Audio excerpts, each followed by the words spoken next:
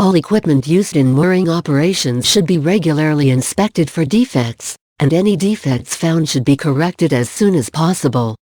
Particular attention should be paid to the risk of oil leaks from winches. The surfaces of fairleads, bollards, bits and drum ends should be clean and in good condition. Rollers and fairleads should turn smoothly and a visual check made for corrosion. Clockwise from top left, these are finger piers, a quayside or wharf, and a T-jetty at the bottom.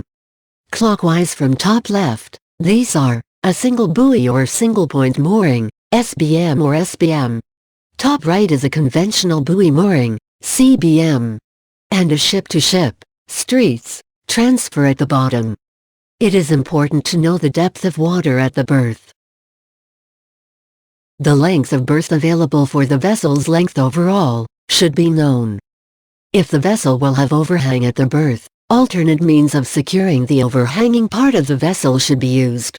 For example, using an anchor. The distance between the fenders affects the length of the vessels that can use the berth. Additionally, the condition of fenders should be noted and logged. Fenders in poor condition can damage paintwork on your vessel's hull, leading to corrosion and possibly the expense of early dry docking.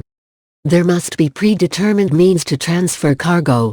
Whether it is by hose, crane, ramp or gangway, the location of cargo handling equipment must be planned for. The ship's crew needs to know well in advance what side alongside the vessel will be berthing. This is in order to prepare for mooring itself, as well as rigging the gangway, cargo and stores transfer. If a shore gangway is to be provided, the ship is still responsible for its safe use. Stores and other cranes should be inspected and tested prior to use. Some ports do not allow the taking of stores while cargo is being transferred. Check first. An international shore connection is a universal hose connection required by IMO SOLAS to be available on all ships. The goal of the international shore connection is to keep a standby hose attachment to get a connection from shore or from other ships for onboard firefighting, in case there is a total failure of pumps on board. Mooring lines are named for their location or function. In the bottom diagram, A and B are bow or head lines. H and G are stern lines. C and F are forward and aft breast lines respectively. D is a forward spring line and E is an aft spring line. Spring lines and head lines restrict forward and aft movement of the moored vessel. Breast lines hold the vessel alongside, restricting athwartship's movement away from the berth. The recognized and safe method for securing small vessels and launches alongside a quay or wharf, in a good, seaman-like manner, is by the use of all of the following ropes in different: a forward spring, an aft spring, a forward breast line, and an aft breast line.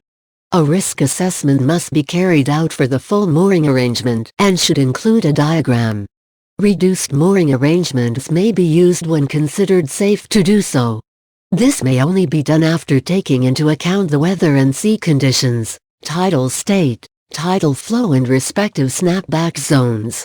Risk assessment must be carried out for all arrangements that diversify from the full safe arrangement. Passengers and crew should spend minimal time within snapback zones. Where midships mooring is the only means of making fast, breast lines can be run from midships straight to a quay. It is not recommended to steam on a spring. Crew members should observe the condition of the berthing and mooring equipment ashore, as well as the work of the linesmen to ensure it's securely moored.